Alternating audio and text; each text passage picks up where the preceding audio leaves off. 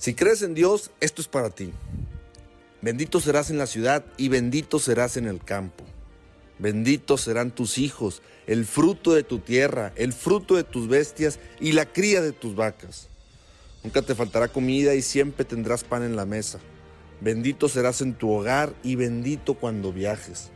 Dios bendecirá tus graneros y todo el trabajo de tus manos.